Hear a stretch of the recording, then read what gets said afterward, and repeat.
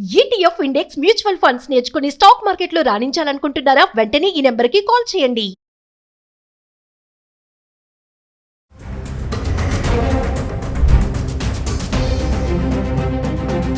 And as usual, the in-flight entertainment is not working. Leave in-flight entertainment. Calicut to landing stations. If I talk about this flight, it is also not working. I am really shocked to see the irresponsible behavior of this flight. I am actually shocked. मेरा बेटा जो 3 साल का है बेचारा पसीने में भीग चुका है.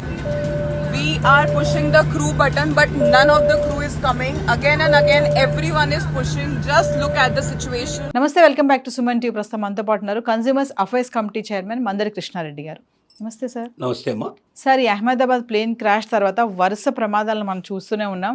అంటే అంత ఎత్తున జరగకపోయినా వరుసగా అంటే ఉత్తరాఖండ్లో హెలికాప్టర్ కూలిపోవడము, అందులో కూడా కొంతమంది చనిపోయారు.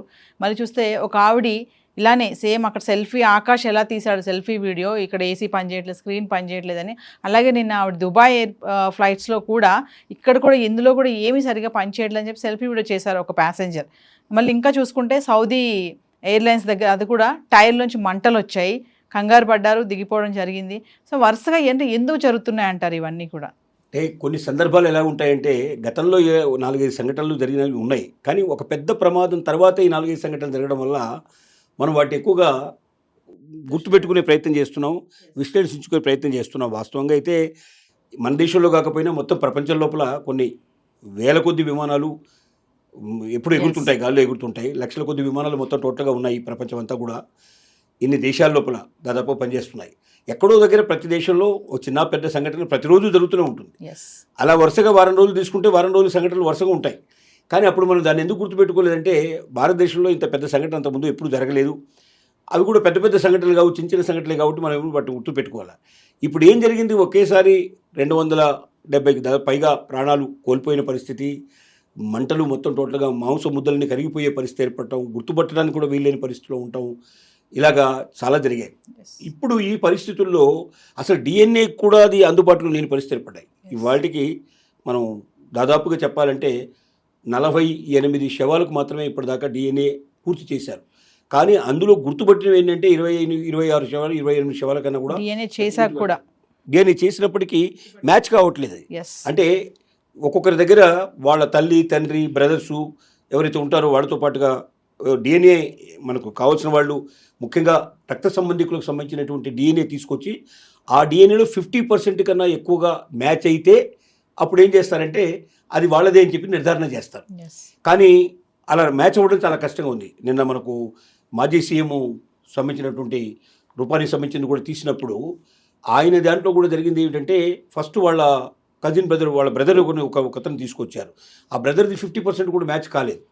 కానీ కొడుకు వచ్చిన తర్వాత, కొడుకు సంబంధించినటువంటి మొత్తం డిఎన్ఏ ఇచ్చిన తర్వాత అది 50% కన్నా ఎక్కువ మ్యాచ్ అవ్వడం వల్ల గుర్తించగలిగారు. సో మరి అంత ఈజీగా గుర్తుపట్టడం చాలా కష్టం. ఇంకా దాదాపుగా 270 దాకా శవాలు మొత్తం టోటల్గా చూడాల్సి ఉంది. దాంట్లో 48 శవాలు మాత్రం పూర్తయినాయి. అంటే ఇవాటికి దాదాపుగా 5 రోజులు. అంటే ఇది మొత్తం ప్రాసెస్ పూర్తవడానికి 1 మంత్ నుంచి 2 మంత్స్ టైం పట్టినా, 3 మంత్స్ టైం పట్టినా ఆశ్చర్యపడాల్సిన అక్కర్లేదు. ఇలాంటి పరిస్థితులు ఉన్నాయి. ఎందుకంటే దాంట్లో చాలా వరకు అసలు రక్తం లేదు, మొత్తం ఆ శవాల లోపల ముక్కలైపోయినాయి, ముఖ్యమైనటువంటి అవయవాలే దాంట్లో దొరకలేదు. ఇలాంటి పరిస్థితి ఉంది. ఈ పరిస్థితుల్లో ఏమవుతుందంటే ఎక్కడ ఏది జరిగినా ఉలిక్కిపడే పరిస్థితి పడతారు. అసలు ఎవరైనా ఫ్లైట్లో ప్రయాణం చేయాలనుకున్నప్పుడల్లా పొద్దున్నే వార్త చూశాడనుకోండి, ఇవాళ ఏం జరిగింది, ఇవాళ పొద్దున జరిగిన సంఘటన చూసుకుంటే మనం సౌదీ నుంచి వచ్చిన ఒక విమానం లక్నోలో దిగింది. దిగుతూ ఉండంగానే టైర్లలో మంటలు వ్యాపించాయి, విపరీతంగా మంటలు వ్యాపించాయి. లోపల ప్రయాణికులు 250 మంది ప్రయాణికులు ఉన్నారు. ఇంకా మొన్నటి సంఘటన జ్ఞాపకం చేసుకుంటే ప్రతి ఒక్కరి ప్రాణాలు పైపైనే పోయే పరిస్థితులు. వాళ్ళంతా జిడ్డాకు వెళ్ళి చూస్తున్నారు. వాళ్ళు జిడ్ ప్రయాణికులు, మన హజ్ అంటాం కదా మనం, హజ్ ప్రయాణికులు వాళ్ళంతా. అంటే అక్కడ మక్కాకు వెళ్ళి వస్తున్నారు. 250 మంది ప్రయాణికులు లక్నోలో దిగారు. దిగుతుండగానే టైరు మొత్తం కంప్లీట్గా మంటలు వ్యాపించాయి, భయంకరమైన మంటలు వ్యాపించాయి. అయితే వాళ్ళు అక్కడ ఉన్న ఎయిర్ సిబ్బంది ఏదైతే ఉన్నారో చాలా అప్రమత్తం అయిపోయి వెంటనే ఆ మంటలన్నీ ఆర్పేసేసి కంప్లీట్గా స్వస్థంగా ఏ ఒక్కరికి ఏమీ జరగకుండా జాగ్రత్తగా కిందికి దింపారు. అందరు కిందికి దిగి వచ్చారు. దీనికి తోడుగా మొన్నటి తీసుకుంటే రోడ్స్గా నెక్స్ట్ డేనే మనకు ఈ సంఘటన జరిగిన 12th నాడు జరిగిన మన ఏదైతే విమానం మనకు కూలిపోయిందో అహ్మదాబాద్లో విమానం కూలిపోయిన నెక్స్ట్ డేనే ఒక హెలికాప్టర్ కూలిపోవడం, దాంట్లో ఒక 5 ప్రయాణికులు చనిపోవడం, పైలట్తో సహా 5 చనిపోవడం.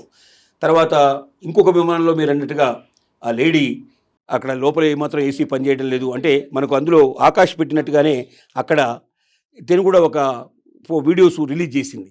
దాని ప్రకారంగా ఇక్కడ కూడా ఏమైనా జరగబోతుందేమో అనే భయం వ్యక్తం చేయడం పరిస్థితి. ఎందుకంటే ఏసీ పనిచేయకపోవడం చాలా సందర్భాల్లో జరుగుతుంది. వాస్తవంగా ప్రయాణిస్తున్న సంబంధంలో కూడా ఒక్కొక్కసారి 15 మినిట్స్ 30 మినిట్స్ అట్లా ఏసీ ఉండకుండా ఉంటుంది పరిస్థితి. ఎందుకంటే దాంట్లో కొన్ని రకాలైనటువంటి వాహనాల్లో ఉండేటువంటి టెక్నికల్ ప్రాబ్లమ్స్ వస్తుంటాయి, చిన్న చిన్న ప్రాబ్లమ్స్ అని మన దాకా రానివ్వరు, వాళ్ళే దాన్ని సరి చేస్తారు. ఆ సరి చేసేటప్పటికి ఒక 10-15 మినిట్స్ 20 మినిట్స్ ఒక్కోసారి ఉండదు, అలాంటి పరిస్థితి ఏర్పడుతుంది. ఇవన్నీ రెగ్యులర్గా ప్రయాణించే వాళ్ళకి సాధారణంగా జరిగేటువంటి అనుభవాలు ఇవి. కానీ ఒక భయంకరమైన సంఘటన జరిగి ఇంతమంది ప్రయాణికులు మాడి మసైపోయారని తెలిసినప్పుడు సైకలాజికల్గా ప్రతి ఒక్కరికి ఏంటంటే ఏమో ఈ విమానంలో కూడా ఏమైనా జరిగిపోతుందేమో అన్న ఒక భయం వ్యక్తమవుతుంది. అలాంటి భయం జరిగింది. దానికి తోడుగా ఇంకొక విమానం 7 గంటల పాటు సుమారుగా టెక్నికల్ ప్రాబ్లం తోటి నడవలేని పరిస్థితుల్లో ఆగిపోయింది. అది 7 అవర్స్ లేటుగా ప్రయాణం చేసింది. ఇలా ఒకదాని వెంట ఒకటి 4-5 సంఘటనలు జరిగేసరికల్లా ప్రయాణికులకు భయం, ముఖ్యంగా ఎయిర్పోర్ట్లలో ఉన్నారే కానీ గుండె పట్టుకొని బిక్కుమంటూ ప్రయాణం చేయక తప్పదు. ప్రయాణం చేస్తే ఉన్న జరుగుతుందేమో అనే భయం ఉంటుంది. పోనీ ప్రయాణం ఆపుకొని మళ్ళీ ఏదైనా ట్రైన్లలో బస్సుల్లో వెళ్తే అది సేఫ్టీ అని చెప్పడానికి లేదు. ఆ ప్రయాణాల్లో కూడా జరుగుతూ ఉంటాయి. ప్రపంచవ్యాప్తంగా కాదు, భారతదేశంలోనే ప్రతిరోజు అనేక సంఘటనలు జరుగుతుంటాయి. అంటే కార్లకు సంబంధించిన యాక్సిడెంట్ జరగవచ్చు, బస్సులో యాక్సిడెంట్ ఉంటాయి, అలాగే మనకు ట్రైన్ యాక్సిడెంట్స్ జరుగుతాయి, కామన్గా జరిగేటువంటి జరుగుతూ ఉంటాయి. కానీ ఇదంతా తీసుకున్నా కూడా టోటల్ ప్రయాణికుల సంఖ్యలో దాన్ని మనం లెక్కేసుకుంటే 0.1% కూడా, అంటే 1% కూడా కాకుండానే మనకు సేఫ్టీగా ఉన్నామని లెక్క. 1% ప్రయాణికులు చనిపోతే 99% ప్రయాణికులు సురక్షితంగా చేరుతున్నారు. మరి ఇంతకన్నా మనం చేయగలిగేది ఏమీ లేదు. ఎందుకంటే మనకు యాక్సిడెంట్ జరుగుతాయని మనం వెహికల్స్ కొనుక్కోకుండా ఉండం, అట్లాగే యాక్సిడెంట్ జరుగుతాయని ప్రయాణం చేయకుండా ఉండలేము మనం. ఇవి జీవితంలో ఒక భాగం. మనం ఎవరైతే వీటన్నిటికీ తట్టుకొని ముందు ప్రమాదాలు జరుగుతాయని, కష్టాలు వస్తాయని జీవితం లేకుండా ఉంటామా? ఇంట్లోనే కూర్చొని పడుకోలేం కదా మనం. ఎట్లా జరగదు కదా. కాబట్టి ప్రతిదానికి మనం సిద్ధపడాల్సిందే. వీలైనంత వరకు అవకాశం మేరకి అలాంటి టెక్నికల్ ప్రాబ్లమ్స్ రాకుండా ప్రతి ఒక్కరు జాగ్రత్త తీసుకోవాలి. సిబ్బంది కూడా దానికి తగినట్టుగా ఎప్పుడు కూడా అలర్ట్గా ఉండాలి. ప్రతిదీ 1-10 సార్లు చెక్ చేసుకొని ముందుకు రావాలి. కాబట్టి టెక్నికల్ సిబ్బంది వాళ్ళ యొక్క చొరవ చాలా ఎక్కువ అవసరం, వాళ్ళ డెడికేషన్ చాలా అవసరం. అందుకే అంటారు, ఇప్పుడు విమానాలు నడిపే వాళ్ళు కానీ లేదా విమానం లోపల టెక్నికల్ ప్రాబ్లమ్స్ కానీ ఉండేవాళ్ళు కానీ ఇంటి దగ్గర జరిగే ఏ సంఘటనలు వాళ్ళ మనసులో పెట్టుకోకూడదు. ఇంట్లో భార్యతో గొడవ పడ్డానుకోండి, ఆ రోజంతా మనసు చికాకుగా ఉంటుంది. ఆ చికాకు దేని మీద చూపించే అవకాశం ఉంటుంది. అలా విమానంలో ప్రయాణం చేస్తూ 2 పైలట్లు ఇంటి దగ్గర భార్యతోటి తర్వాత ప్రియురాలతోటి జరిగిన గొడవల వల్ల వాళ్ళు విమానం నడపలేని పరిస్థితుల్లో వాళ్ళు యాక్సిడెంట్ చేశారు. అలా పడిపోయినటువంటి విమానాలు కూడా ఉన్నాయి. కాబట్టి ఎప్పుడైనా సరే ఒక విమానమనే కాదు, ఈవెన్ బస్సు నడిపేవాడు కానీ ట్రైన్ నడిపేవాళ్ళు కానీ అలర్ట్గా ఉండకపోయినట్టయితే ఆటోమేటిక్గా యాక్సిడెంట్స్ జరుగుతాయి. కాబట్టి మన ఇంటి దగ్గర జరిగే సంఘటనలు దీని మీద ప్రభావం చేయకుండా ప్యాసింజర్లు ఇంతమంది ఉన్నారు, వాళ్ళందరి జీవితం ముఖ్యం, వాళ్ళ ప్రాణాలతో మనం చెలగాట వాడకూడదు, మన కోసం వాళ్ళని బలి తీసుకోకూడదు అనేటువంటి ఒక్క భావన ప్రతి డ్రైవరు ప్రతి పైలట్ యొక్క ఆలోచనలో ఉన్నట్టయితే యాక్సిడెంట్ చాలా తగ్గించే అవకాశాలు ఉంటాయి. Thank you sir.